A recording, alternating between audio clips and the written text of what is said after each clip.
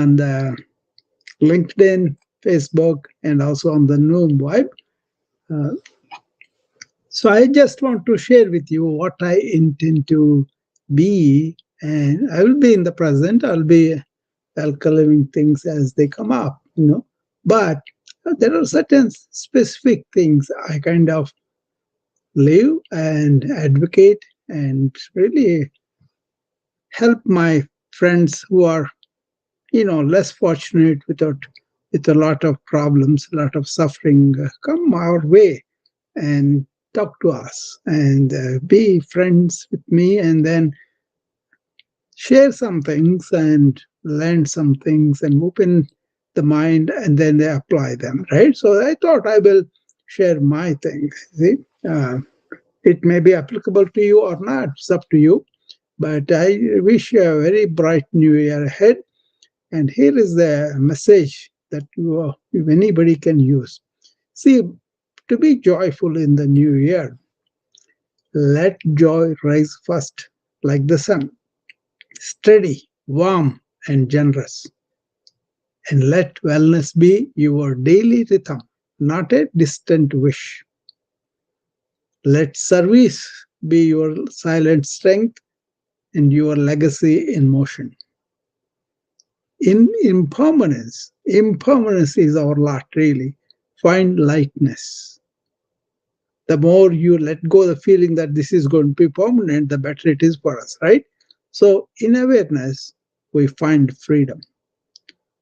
So May 2026, bloom this inwardly for you and radiate outward to all. Okay, so how do we expand on this 4-5 point thing that I talked about? What is the letting joy rise first, like the sun? It is not hurried, not borrowed, not postponed, but it is something of a steady state we have, warming our body, clarifying our mind, and softening our heart. Really, right? That is when you are joyful. And if you are focusing on the wellness, like I do, that becomes the pulse of your ordinary hours. In your breath, in your food, in your movement, in your sleep, in your attention.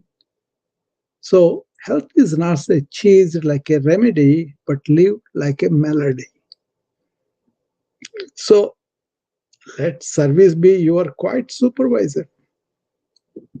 Not loud like a thunder, but deep like roots. Service is your root, and the kind that strengthens you while uplifting others. That's the beauty of it, where giving is never draining you, because love is the true currency. Many of the people who listen to me or who they kind of want to claim it as a egoic acquisition of the wisdom. No, it has to be used in service.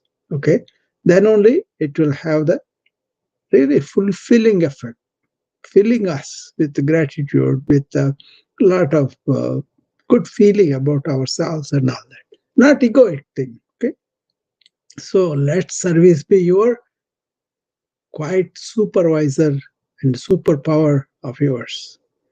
Remember, everything is passing. Nothing stays. This too shall pass. Right? So hold on to nothing, and you hold only lightly whatever that is there. And smile often like the sages. Letting life feel light, that is enough to dance. That's why it's enough to bow. You feel light enough to bow. Right? Stay in your awareness. For inner intelligence is greater than outer noise. And your freedom begins not when the world changes, but when the mind stops arguing with the moment, looking at the moment with perception of what it is, not what should be, what it can be. So those are the a little bit expanded versions of that. And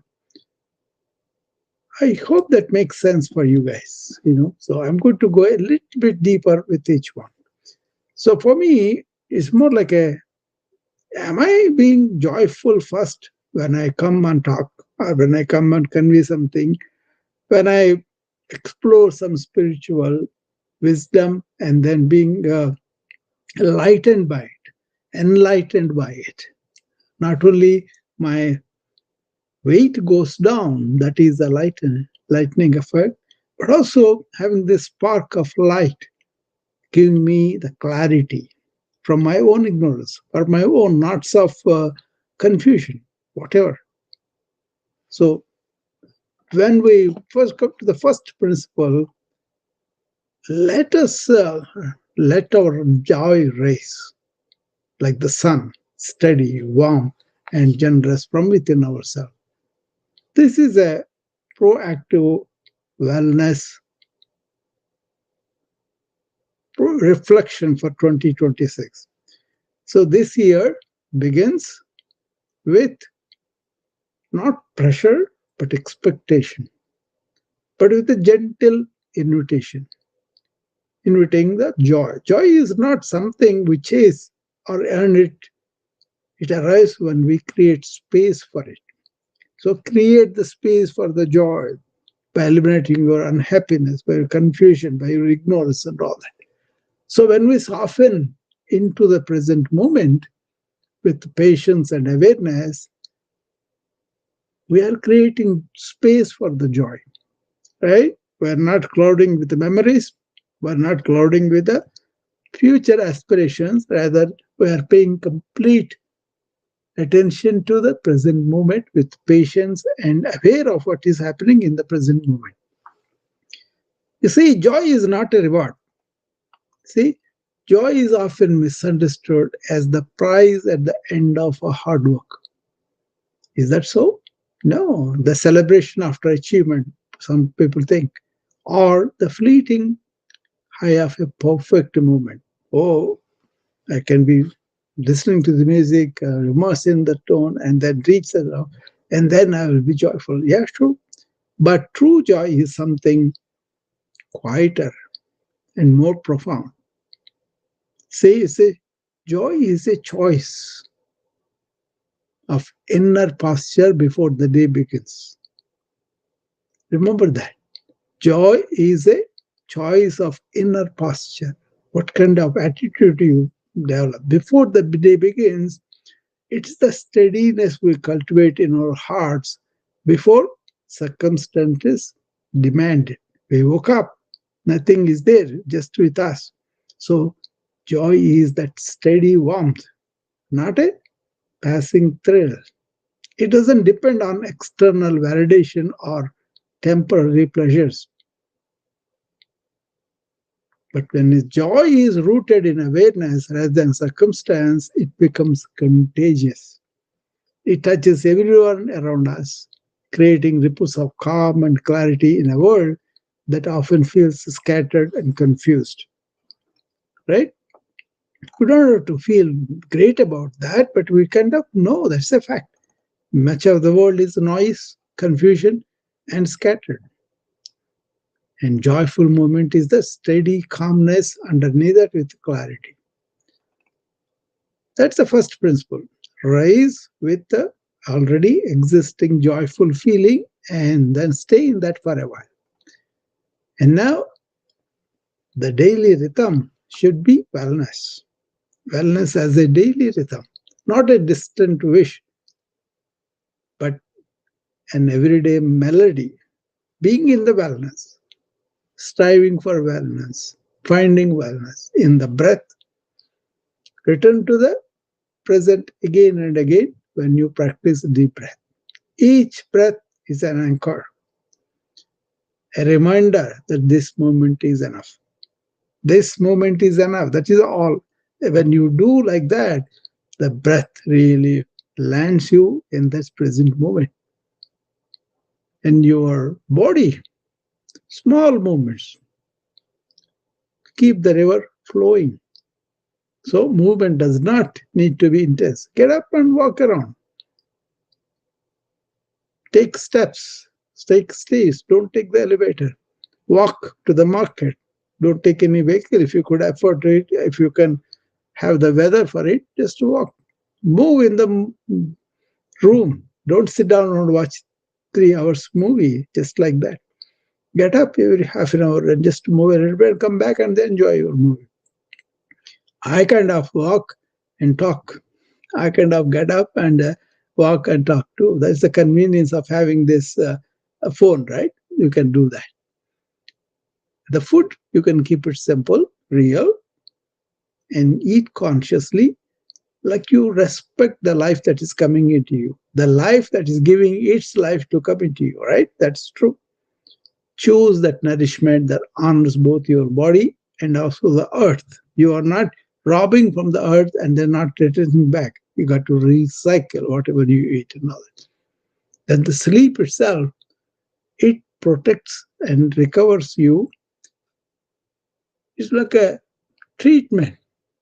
The rest that you take is more like a treatment for you by detoxifying your organs. That's the purpose of the sleep. So protect and recovery treat. That's the rest as sacred. So you got to protect the time. You got to respect the time. You have to understand it's a recovery period. Sleep is not laziness. It is the foundation of resilience. But after you wake up and then you want to go back to sleep again, that could be laziness. But it's a question of having full sleep. When you wake up, you are full of energy. So wellness is not a destination, a one-time transformation. It is a rhythm we return to daily. The rhythm. You want to establish yourself in that rhythm. It's a melody we'll learn to play with increasing skill and ease. Pick one rhythm this week and practice it with the devotion. It could be breathing quite often, or moving the body, or relishing the food, or sleeping deep quality sleep.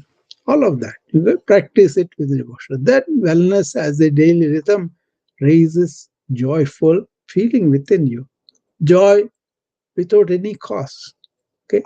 And then I found service as a silent strength. I'm fortunate I was allowed by my life's circumstance, my family, my mother especially, made me a doctor so that I can provide service of really taking care of other human beings. In our textbook, Gray Anatomy, he writes in the editorial, no greater opportunity or privilege granted to a human being to be able to relieve the suffering of other human beings. In that way, this service is quite significant for me. It's a privilege. It's a gift that was given to me. It's something that I should relish and I should engage myself as long as I can. Right? I really approach it like that, even now. Many people who learn things from me don't go and say, oh, I learned from Dr. Rao. That matter. What matters is the time of service when I provide it. Okay? So this service is strength without noise, deep, like roots beneath the earth. The tree is very strong when the roots are deep, right? It doesn't announce itself, that service, that it is strength. Or seek applause. That's one thing. You can just give it. That's it. It simply shows up day after day, offering what is needed. The opportunity to serve shows up every day. And then you are giving, that becomes your receiving. When love is the currency, you just want love to provide the relief. That's all. When you serve from a place of that wholeness rather than obligation, we discover that generosity fills us even as it flows outward. Look at that part that has all the water coming up from below, and then you can pour as much water as you want. Then still there is something to come up. This is described in ancient wisdom as Akshaya Patra. This is I don't know whether they really had it or not, but they had this concept where if you take some food out of the one particular patra means like a dish, right? Like a pot or something. And then you take all the food you want from there, again, more food comes out of that, from the bottom. That's the Akshaya Patra. That means it never goes out of food. That kind of thing we could be. The more we pour out the love and generosity and consideration, kindness, whatever, the more comes out of it. So we discover that generosity fills us even as it flows outward. That is, the giving becomes the receiving and fulfilling too. Then legacy is not what we collect, it is what we contribute. The mark we leave is measured not in possessions, but in the kindness we planted in the hearts of others. You be kind, random act of kindness. No need for qualification, just because you be kind. So, service has silent strength. Then, out of that comes out real joy too. And then this state of nothing permanent, everything passes, right? So, impermanence is our lot. Anyway, the moment you are accepting that and not demanding permanence in anything, you are light. You don't have the burden of carrying something has to be permanent and I'm going to fight against it. That is the problem. That is the heaviness that we have. But impermanence itself leads to lightness or inner being. Everything is passing. So hold lightly, don't hold tightly, don't cling to it. Moments, emotions, seasons, even struggle, all are temporary visitors. When we remember this, we can release our grip and breathe more freely, right? And then you can smile often, like the sages who knew the secret of ease. Chirudara hasam. That's what they say. They used to have a light smile all the time on their lips. Why? Because everything is impermanent. They let it go. They don't carry any weight. A smile is not a denial of hardship. When the hardship present, they have all the energy to do what they need. It's an acknowledgement that beneath the turbulence there is stillness, and wisdom wears a gentle face. The more you are light inside, that will reflect on your face. Chirudara hasam. Okay? Light, slight, small smile. Let life be the light enough. It is not clinging so many things. Let go all those things.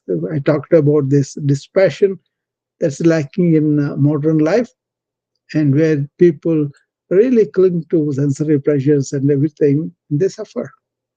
So let life be light, light enough to dance, wise enough to bow. See, balance playfulness with reverence.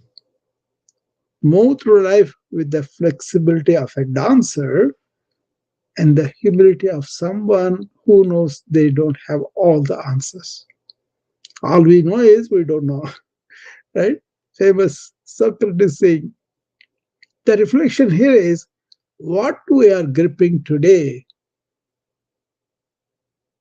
that you can loosen, right? Don't grip it so hard. Make it understand it also changes.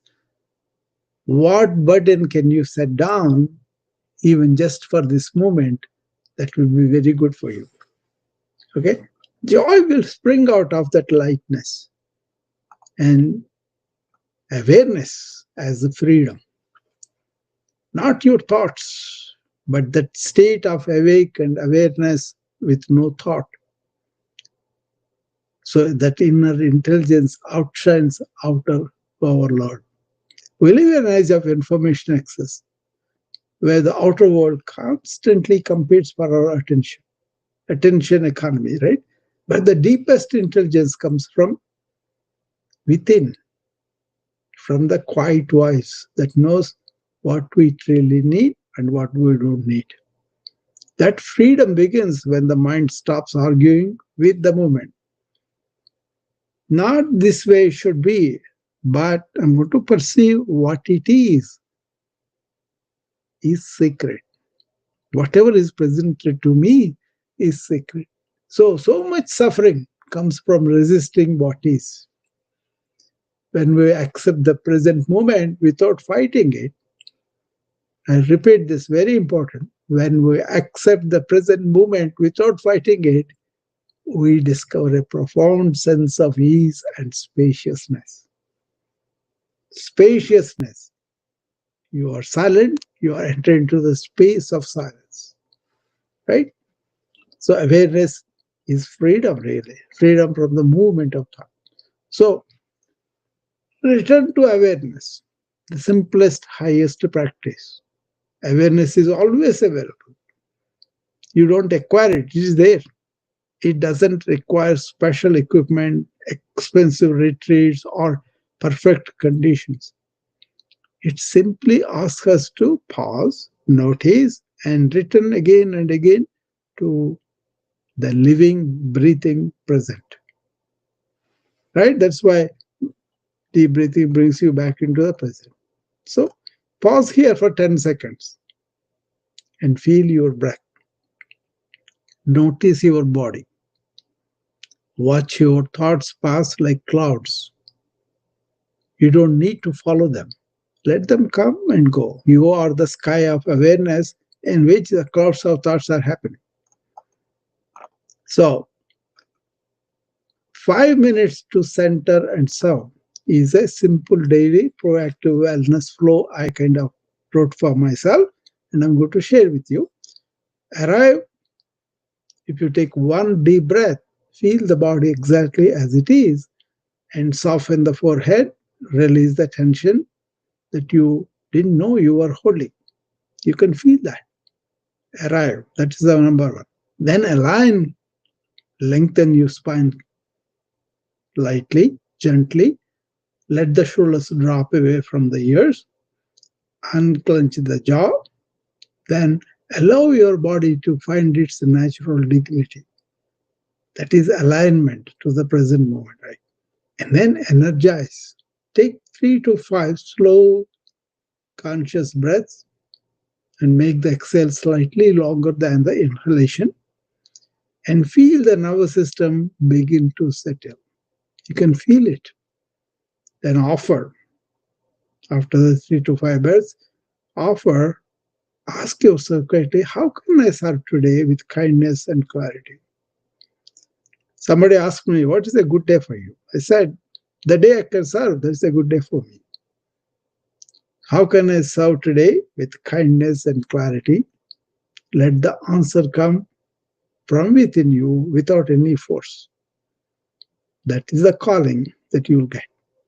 And then release, let that day be as it is now. And let that be new. Don't anticipate anything, but just accept the newness of whatever comes to you. Let go of yesterday's begin. That is the release we are talking about here. Letting go of all burdens from yesterday, all memories. Then the joy springing up that lead the way forward. Arriving on your deep breath, one deep breath, and bringing yourself to the present, aligning yourself to the present moment, and energizing it by the 3 5 breaths, and then offering, how can I serve today? How can I offer kindness or clarity? Then release all your burdens. So these 5 things that you can do, you do. Remember, consistency beats intensity. So 5 minutes daily changes the nervous system more than occasional hour-long sessions. So do that consistently. Start small, stay steady, and do this as often as you can. Then you see your joy is springing up. Okay? So how does 2026 can look like? For me, resilience growing naturally like quiet roots. Inner resilience is what I talk about. Inner resilience is what I preach about. Inner resilience is what I live about and communicate about. When we tend to our inner wellness daily, resilience is not something we have to manufacture in a crisis. It is already there, deep and strong, ready to support us through any storm. Resilience, inner resilience. Then the stress itself loses like an old knot unraveling with practice. The chronic tension we carry begins to release, not all at once, but gradually, like tight muscles are learning to soften after years of clenching. Right? Stress loses slowly. And then families reconnect, presence replacing overload. As we reclaim our attention from constant distraction to rediscovering the simple gift of being with those we love, conversations deepen, connections return, and the planet heals through mindful human choices. When we slow down and become more aware and more joyful, we naturally make choices that honor the earth. Healing ourselves and healing the planet are not separate journeys. You will not be needing so much when you are filled with this joy and happiness and peace within, and you come and contribute, not to just to accumulate stuff, not to do stuff. So these visions, they are not fantasies, they are possibilities. You can be growing your resilience, easing your stress, connecting with your families and everybody else, and also healing the planet by really being the less consumer person that you were before.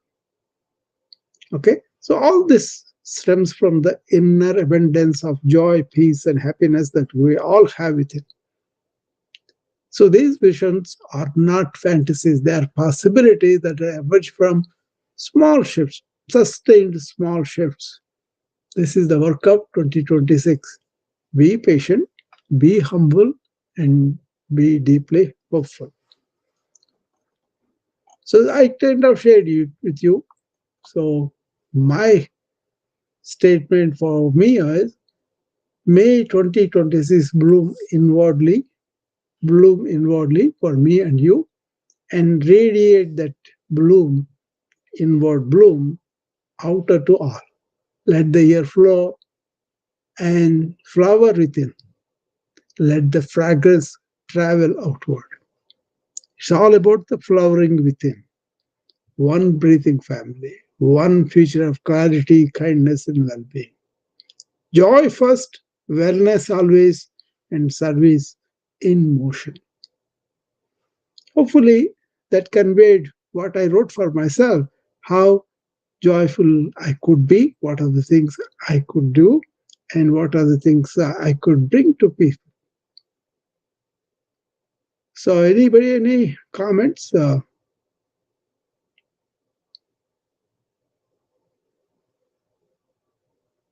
can come up and tell me what did you get out of it, or did you practice some of this, or are you doing them? If you so, let me know.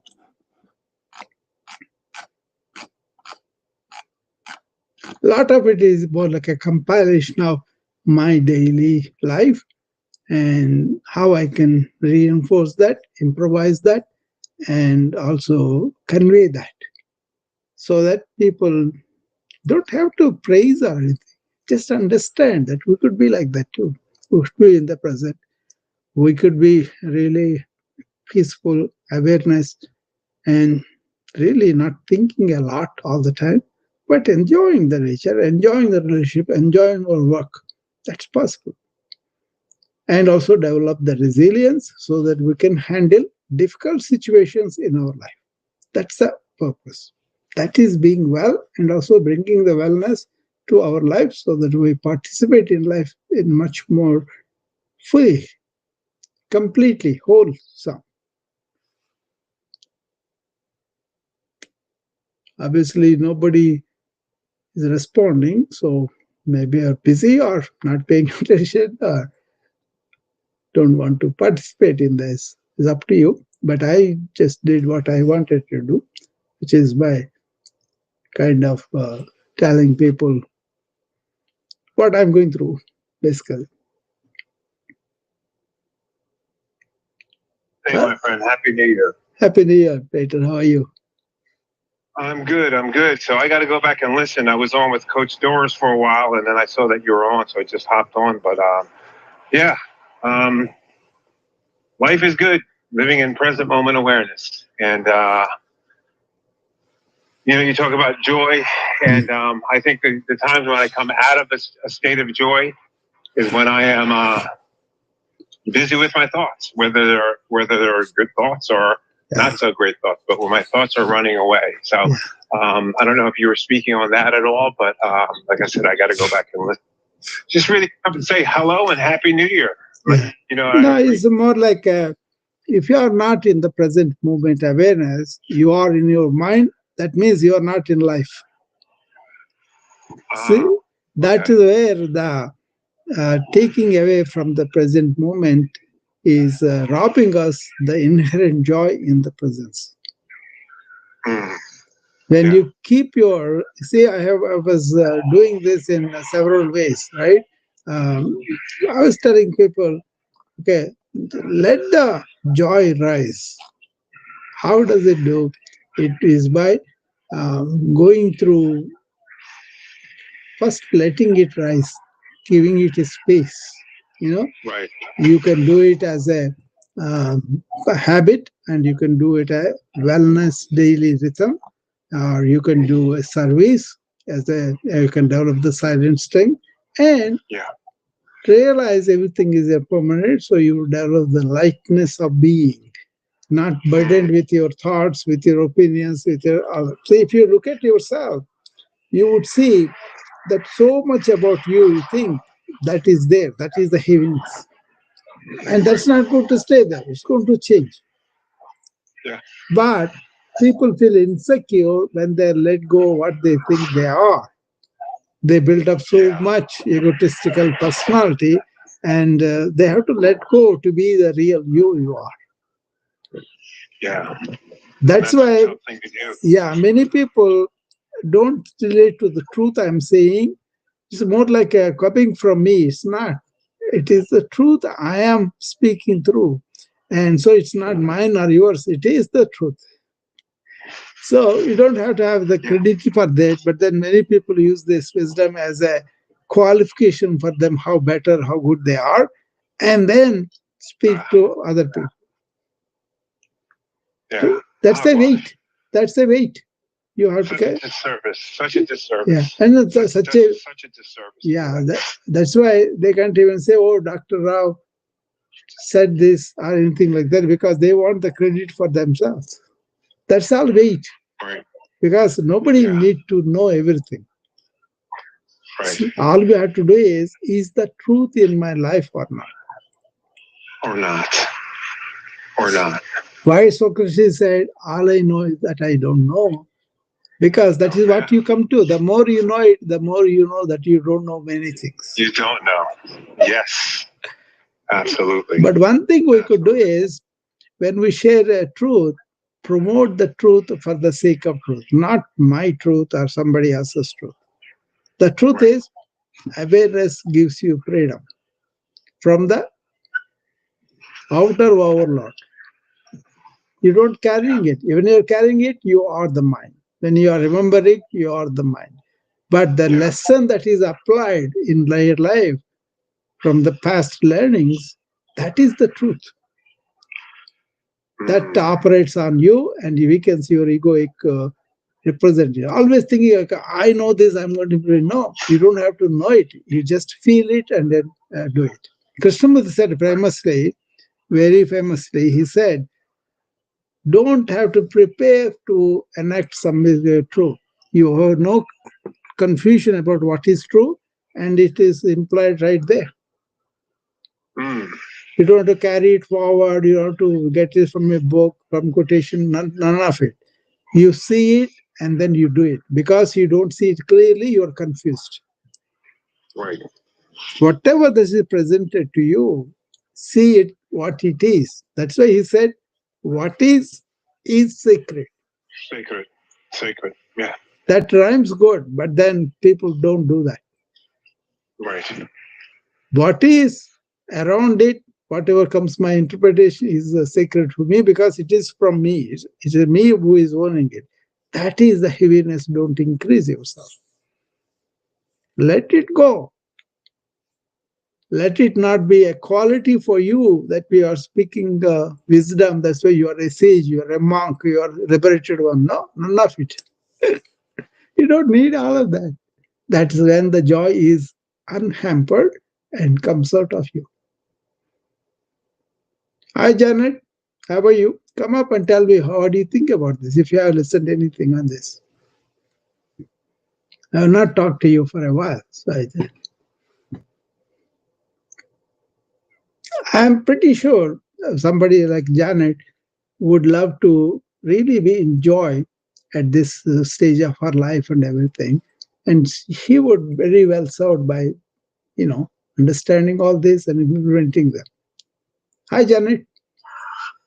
Hi, Dr. Rao. Happy New Year. Happy New Year to you. I heard you say that you don't think about it, No. and that's my problem. I Yeah. think about it. Yeah. That's why the gap. Create the gap. See, what did we say? Simple daily proactive wellness flow is arrive, align, energize, offer, and release. Arrive into the moment that you are. Deep breath, right? Right. Feel the body exactly as it is. Don't say anything, oh, I'm not able to get up. None of it. Just as it is. Arrive into the body. Feel it, okay? And soften your forehead. And release the tension you didn't know you were building. And then align with your spine being lengthened and let the shoulders drop away and unclench the jaw. All these small things you can do that allows your body to find its natural dignity. Whatever it is, that's it. And then you energize by 3 to 5 breaths. Do this every day. Arrive to the moment, align your body by relaxing what are the tension movements are there, and then energize the body with 3 to 5 breaths, right? Conscious breaths. Where the conscious means your attention is here and now. And then you are breathing and then breathing out 3 to 5 breaths. Then your nervous system settles down. Now you offer yourself quietly, how can I serve today with kindness and clarity? And then release the day before everything else from you, and then feel the lightness because everything is impermanent. You accept it, you let go all the burdens that you are carrying before, even the thought. Then you do this consistently, not with intensity, but mild, slowly. Every day, every moment, you arrive yourself in the present moment. You align your body and breath to it, and you energize your body, and then settle down in our system. Then offer what is that I can do in this moment to be kind, to be servicing something, and then release all the burdens that you are carrying within you as memories, as conclusions, as your image, as you build, whatever it is. The more you realize they're all impermanent, they're all gone, I'm unnecessarily clinging to them, you become very light. Then thinking is not, thinking is not going to hold you. That's true. And when I remember to breathe, that's it. It works, and I know that it does, and it's helping me. Yeah. But I've still got a long way to go. Yeah. No. I gave a title here, Janet. This is a 5 minutes to center and serve. Write it down. 5 minutes to center ourselves and serve. That also makes your burdens go down and brings you more into the present moment, more into giving mode, more into really releasing all the tensions and burdens from yourself, by yourself. Then you are ready to center yourself and also serve from the center.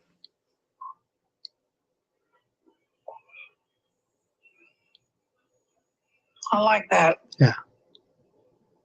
You will learn more of this in that retreat we're having on 17th, 18th. People actually take this home and then do that. But each one will be iteratively improved as they do that consistently, but not intensely once in a while. Daily, a little bit. Yeah, I've been trying to get back into the morning routine. I was sick most of the month and unable to participate in that. And it really, I really missed it. My mind took over, and that's a scary place to be. Yeah, that's what I'm saying. That's a burden that we carry. They drain us. They do. Yeah, that's why you get back slowly. Don't go to the same pace before, but go, do a little bit a day, and then, if at all, you can do the breathe. Yes. Yes, I will. Yeah.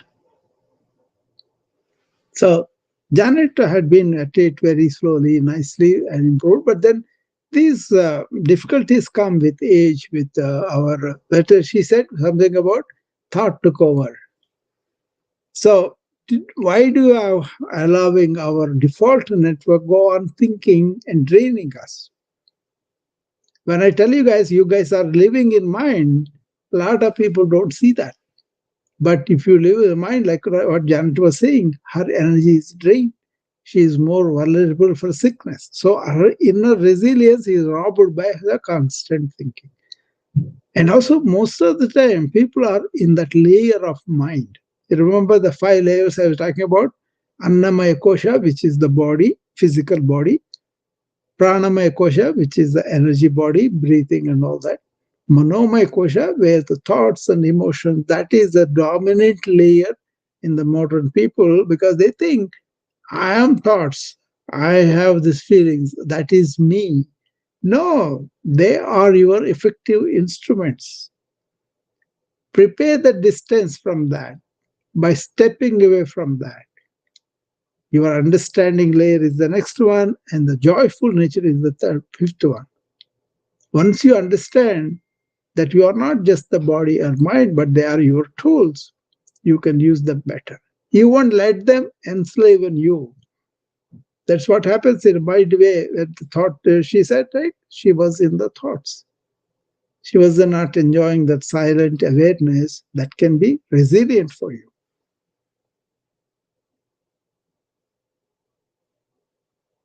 So it's a question of looking at that. Kathy Jean sent a message. Happy New Year, Dr. Rao and Noam community. I lost that natural way often, thinking when I foolishly worked with people who are hard and cruel people. And all that meanness destroyed my peaceful, happy persona. So much I became the rasana like these people. So much I developed sickness such as fibromyalgia, anxiety, arthritis, then Parkinson's. I wish I knew better way back then. So that is true. The way we interact from mind to mind, not from the human being to being, then the mind tries to establish itself as the authority or as the person or as the personality, persona, and then we can take on a lot of negativity from other people. Our own reactions can breed that. So don't react, but respond to this challenge of life, not to the people. People are good or bad, or they're all human beings. Human condition is many people absorb this negativity in life and then start enacting. But what we are encouraging it is take a pause, respond from your inner being, and really know that we are all one at that level. And then you are not taking the negativities from other people, but you are attending to the inward growth of yourself, and that is the flowering that happens, and that flowering gives you the fragrance outwardly to the world.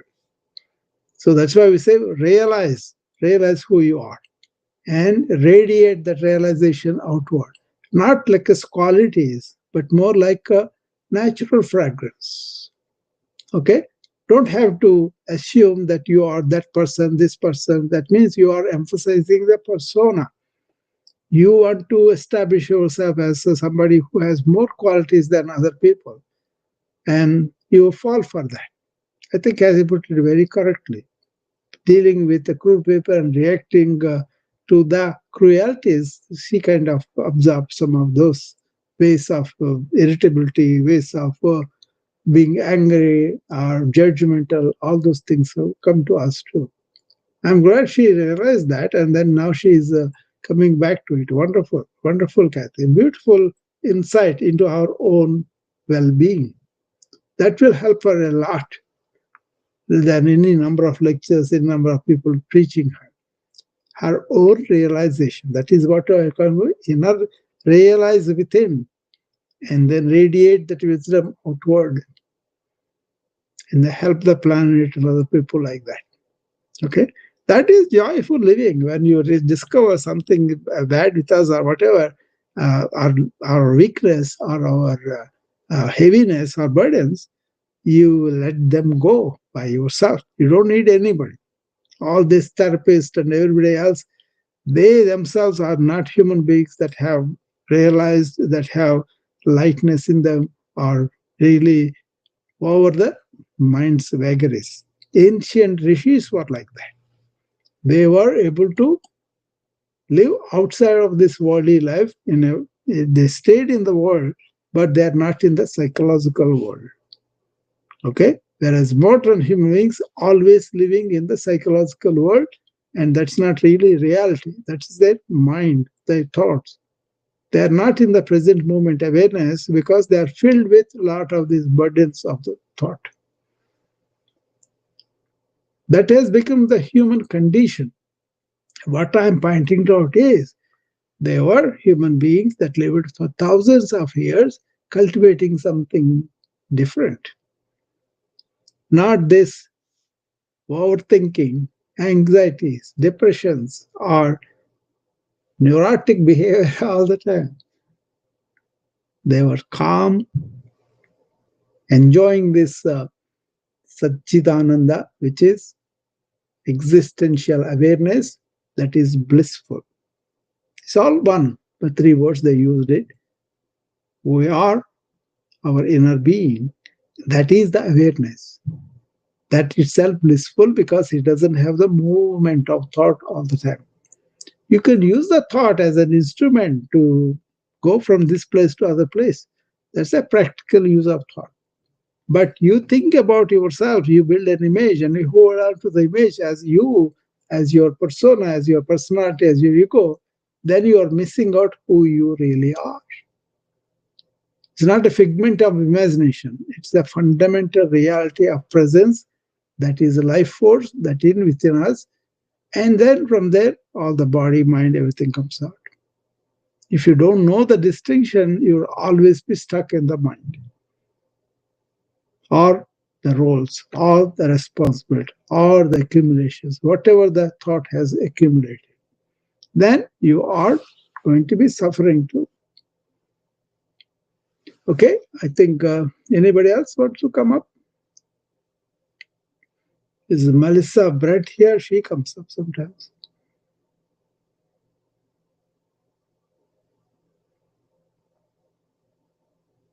I look for those people like Peter, Janet, and Melissa because they're working with these things. So I like to see whether they can continue that, or are there any problems or good things that are happening to them. I would like to listen to them too. Thank you, and be joyful, and remember all these things. This 5 minute to center and also serve, that may work for a lot of people. Thank you. Yes, for me it does work. That's why I'm telling. Okay. Thank you. Bye-bye.